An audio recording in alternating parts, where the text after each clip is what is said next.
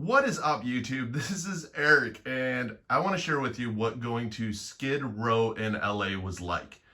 If you're not aware, Skid Row is one of the highest, densest populations of homeless that there is. It has a lot of stigma behind it, also a lot of history behind it. If you're new to the channel, hit the like and subscribe button. I'm not a doctor, I'm not a counselor, I'm not a therapist, I'm none of that. I'm diagnosed with ADHD, PTSD, GAD, and MDD. Those are my diagnoses. I've lost a wife and a father to suicide. And I'm also a recovering cocaine and alcoholic addict. I like to share everything I can so that nobody goes through life alone. Sharing my Skid Row experience. Good friend of mine came into town, CG Kid. If you guys don't know who CG Kid is, he has a large YouTube channel all based around addiction. Him and I became friends a couple years ago, and we've maintained and became even stronger friends since then. We've always have done some, I would say, strange things together, or came up with some whacked ideas. I mean, we even did a live stream together where we were putting condoms on our head. This time he was out here, him and I were talking, we started talking about homeless, Skid Row, mental illness, the drug abuse side of it, the self-medicating side of it. And we were like, you know, it'd be really interesting to go down to Skid Row and just see if we can't hear some people's stories. A lot of what happens when we're struggling with addiction or when we're struggling with mental illness is feeling like our voice isn't heard. So we ended up, spur of the moment, going down to Skid Row. I had to talk him a little bit into it. He was a little bit anxious. I was a little bit anxious, but you know what? We got it done, and we ended up going to Skid Row. Skid Row is in downtown LA. It's on 5th Street. Skid Row is also the highest, densest population of homeless there is. It's well known for its addiction. It's an area that you really don't want to end up. It literally is kind of like hell on earth. It is full of tents, it's full of homeless, it's full of, you almost look around and you feel hopelessness. Going there was an amazing experience and a very eye-opening experience, something that I actually wanted to grow upon and actually I do a lot more out there. Him and I have even agreed that, hey, yeah, this is something that we're going to start incorporating. So walking to Skid Row, you could tell when you were getting closer and closer. I mean, it's not that the homeless are only contained to the Skid Row area. A lot of the back streets, you could see it. And you could also tell that there's a lot of stigma there. There's a lot of being ignored by society there. There's a lot of it's somebody else's problem there. Walking down and getting into there, I will say this, it was actually one of the safest places I've felt in a long time. Because you knew what you're going into, and these are people that are at that point in life. It's not necessarily, is this a gang area? It is a drug use area. There is some gang activity involved, but all in all, I will say this, that I actually legit kind of felt safe. I wasn't freaking out very much. The odor there is that of, you can tell that it's not a clean area. You can tell that it's an area of a lot of disease. We did watch some individuals doing some drug use. It's one of those, though, that they were some of the nicest people I've met. And I have to say that just flat out. They're some of the nicest people I've met. Nobody there, one of my things that I wanted to do is I know that usually if you're smoking a cigarette, people will come up and they'll approach you and they'll ask you for one. I was smoking the whole time there and nobody asked me actually for one. I had to actually try and give them away because I wanted to have some conversation with the people out there, and so did he.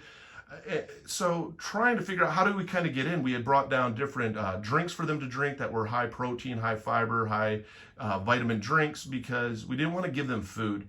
One of the things is when you are in the middle of active addiction, you haven't ate for a while, it's very hard for your body to process food. It's a lot easier for it to absorb. So we brought down some drinks.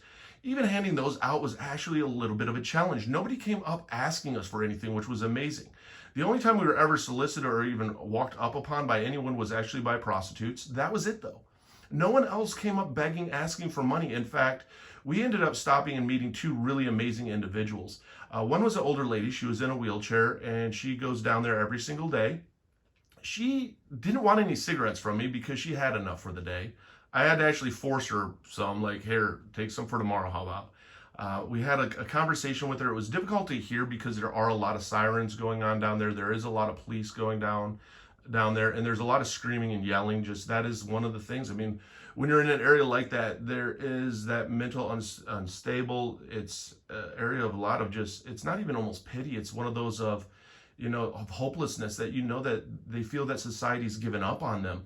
And to just have them and the joy that they had of just having somebody to talk to and listen to them was amazing. You could see them light up in their eyes. That was actually extremely inspiring for me. It was inspiring to be able to see these people looking at you and saying, hey, thank you. And they didn't want anything from you. but to get something from you was like a gift to them, and it was something that they'd never expected. You could tell down there who's been abused, who's went through a lot and seen a lot. There is a lot of hurt and a lot of eyes down there. There's a lot of pain still down there. But it shows that, going down there wasn't to save the world, to change the world, to bring all this amazing awareness. No. I went down there just to want to listen to somebody. Because it's that smallest act of kindness that the biggest impact. That small act of kindness, that smile, that instills hope back into somebody. We met another individual, and Philip stopped and was able to have a long conversation with him, and it was a little hard because there was a little bit of a language barrier, but just an amazing, happy individual. And even as he said, though, everyone has forgotten about me. This isn't where I ever planned on being or wanting to be. But he was grateful to have now cigarettes all of a sudden for the next day, to have a drink, to have some nutrition. He was grateful for it. And these are people that are packing up their lives, and it's on their back. And you don't know what's going to happen to you at night. I can tell you this. I mean, we were there in the middle of the day. I can guarantee you at night it's a little bit more of a dangerous place than what it was.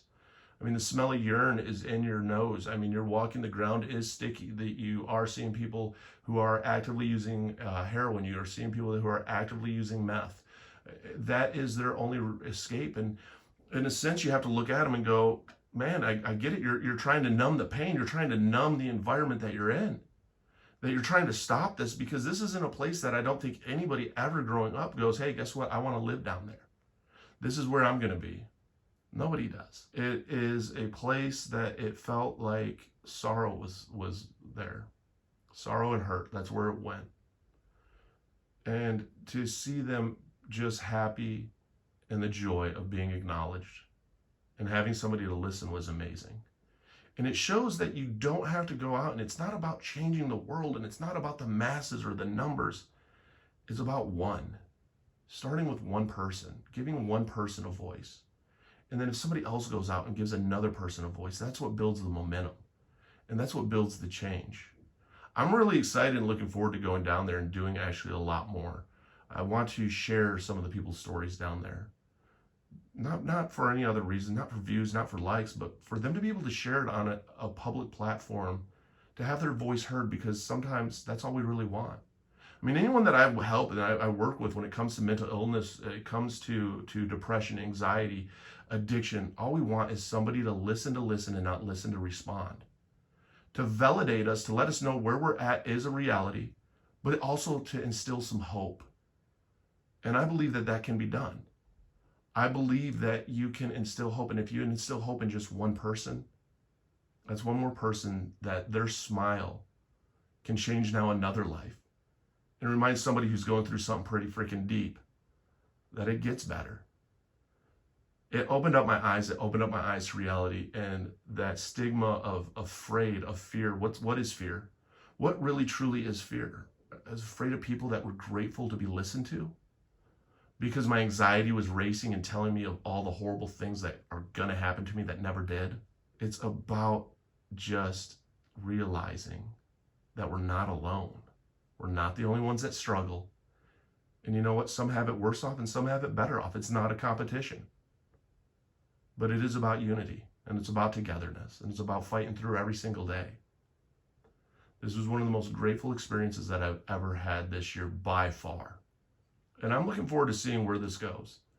I'm looking forward to listening to more people, to hearing more stories, and to sharing more hope. Because you know what? When it comes down to it, that's all we got, is the memories that we create and the people that we impact on this planet. You're an amazing human being. And don't ever forget that. Hit the like and subscribe button if you're new to my channel. I'd love to have you along for the journey. If you click the description box, I have links to all my different social medias there. I have links to the mental health peer-to-peer support communities on Discord. Even have a link down below to things on Amazon that I use, like fidget cubes, fidget spinners, things that I use to help with my anxiety. I have a link below to BetterHelp.